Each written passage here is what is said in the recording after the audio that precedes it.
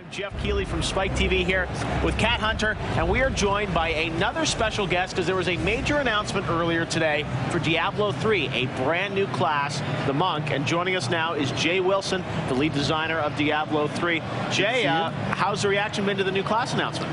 So far, it seems really good. Everyone seems really excited about it and having a lot of fun. We were watching people play in the game floor, and because as soon as the class was announced, we unlocked them in the demo so that everyone could play them. And so we've been kind of watching and getting feedback, and people seem to be having a really good time. Were there people actually sitting down playing, and then their game instance changed after the announcement, and all of a sudden they could pick a new class? Yep. Oh, that's cool. Yeah, we just had a little switch that we flipped, and once we did that, then everyone could play the Monk. Oh, that's awesome.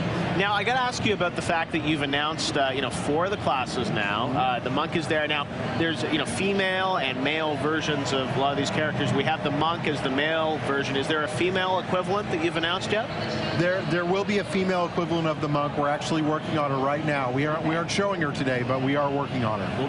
Can you have a female Monk, or do you have you can't? Because it's our world, and we can do whatever we want. Interesting. All right, so we'll look forward to news on that. Now, there is basically one more class to announce, right? Yes. Blizzcon next year. Do we know when we'll hear that?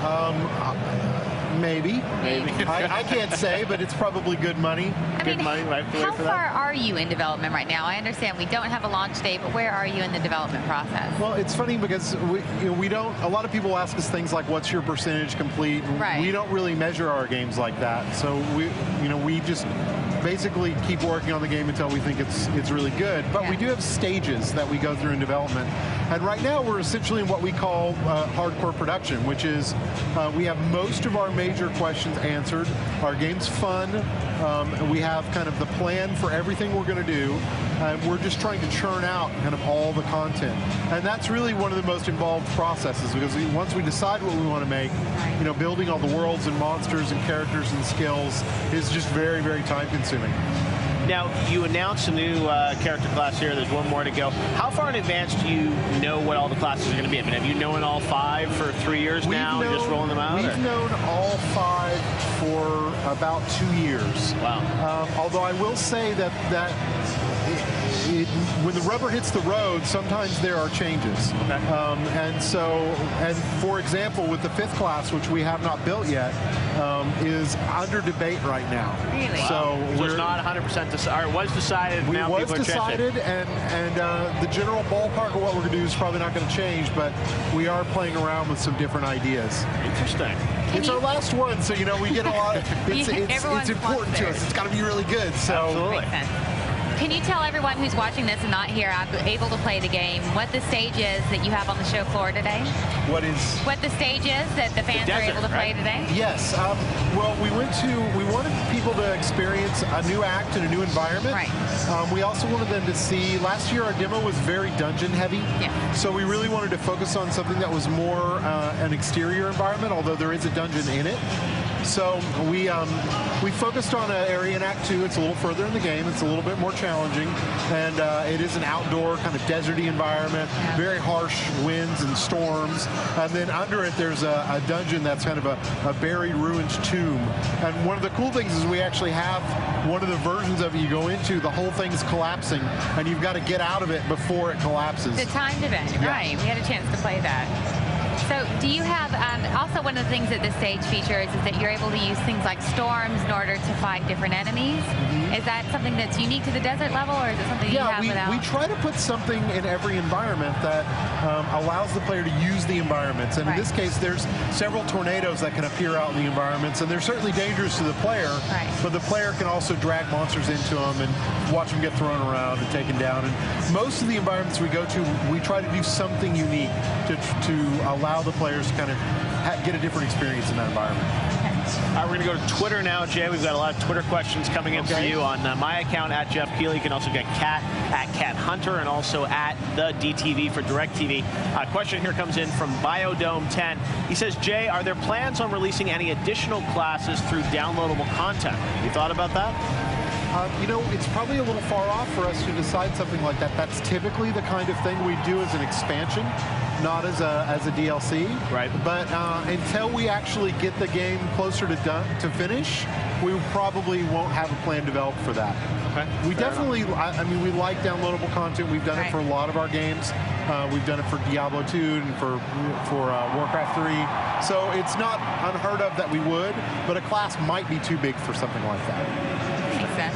All right, want to go to another one here, Yeah, Kat? one more, Another and then I have one from the forums. Okay, cool. This question comes from Dracomar, and he says, are the drops in Diablo going to be random, or much like a WoW boss will drop a preset list of items?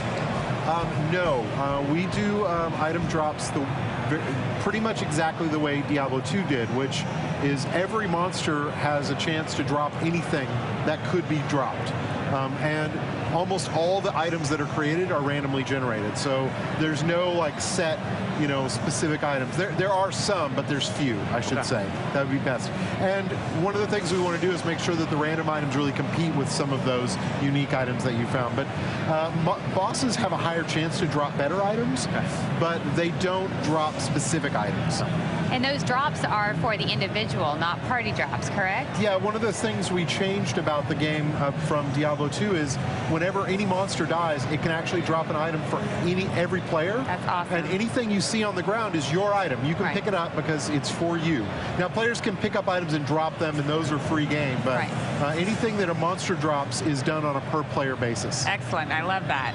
We have a question from the Blizzcon forums, and they want to know, how is Diablo multiplayer going to integrate with Battle.net? Have you determined that?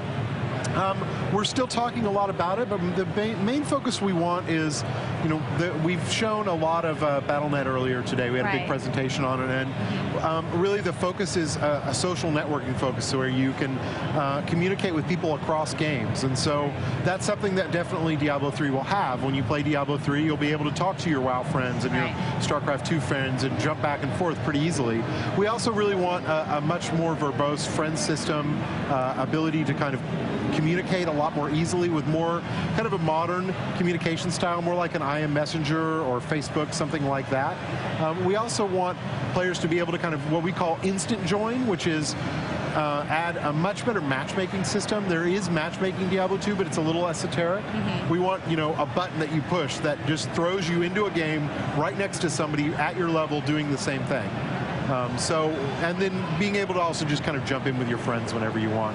So there's a lot of features that we're focusing on, and that's probably just a fraction of them. Because Battle.net development for us has not started really heavy yet. Okay.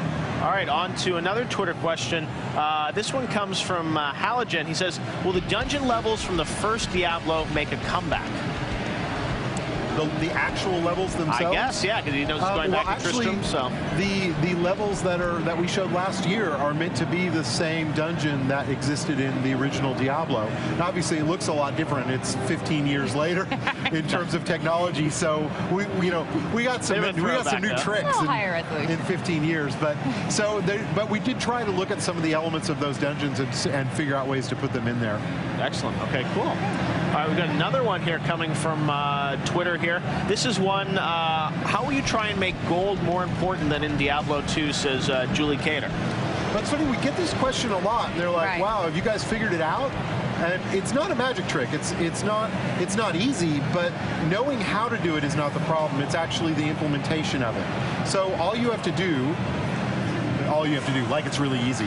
All you have to do is basically figure out your how much money you want to go into the economy, and then how you can take that same amount of money out of the economy. And Diablo 2 didn't. Diablo 2 kind of flooded the economy with gold, and it was kind of their policy, was we're going to throw gold at the player because it's a fun reward. But when it's meaningless, it's actually not.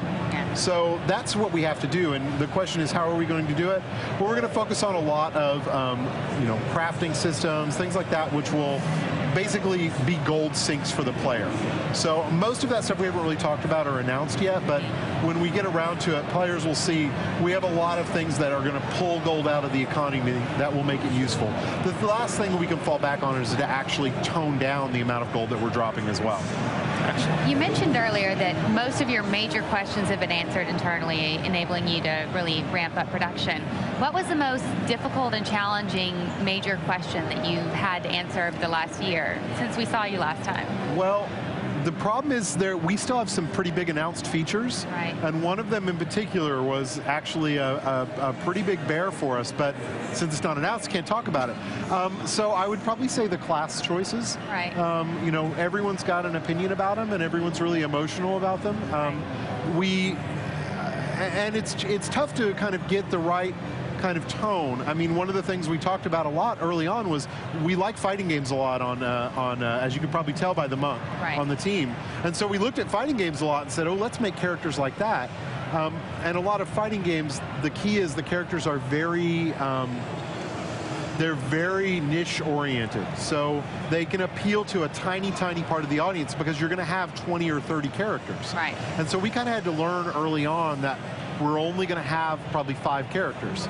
And since that's the case, we really got to make sure that they are different and unique, but also appealing enough that they'll capture 20, 25% of the audience.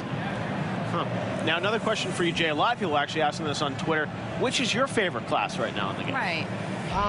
You know, I go back and forth. Everyone thinks the Barbarian's my favorite class. And I do really like things. I love the Hulk, and I love anything that smashes a lot. I have to say right now it is the Monk, which is not uncommon for us because whenever we put a new class in, it becomes everyone's favorite class for a little while. Right. But most of the time, if I'm going to average out over time, like who is my favorite most of it's usually the Wizard. I just think that she's got a really interesting kind of contradiction in how fragile she is. She's got to stay away from you know, the enemies, but she's got a lot of really cool skills for dealing with enemies, not just attack skills. Yeah. And I like that when we can make a class not just focus on attacks, but also have, you know, some escape skills and some defensive skills that players not only use, but actually appreciate and enjoy. Right. Very Fantastic. Visually interesting. All right, time for one more question for you here, Jay. This one comes from, well, a lot of people are asking about Magic Find and how that's going to be used in the game. Can you talk a bit about that? Yeah, so it's our intention to keep Magic Find in the game because as a system, we think it's fun to basically find a way to amp up your chance at magic items and to pay some kind of cost for that. But the cost that was paid in Diablo II was not a good one. Too often, it was so item focused that people would build their entire characters and all their items around Magic Find, and even build their class choices and do their item hunting with particular classes, most cases the Sorceress. And we don't want that at all. We don't want players to build their entire item base around Magic Find. So we haven't really tackled the problem specifically because it's not one that we have to kind of solve too early. Itemization tends to come later in the process. Once you've kind of got all your environments and your monsters and tuning done, then you go through and layer in kind of dense itemization. So, but we definitely want to get rid of those Diablo 2 problems, even if it means Magic Find gets taken completely off of items. Interesting. All right, well, we'll have to stay tuned for more info on that. Well, Jay, thank you so much for joining us. We'll look forward to hearing a lot more about Diablo 3 here at Blizzcon, playing it right next.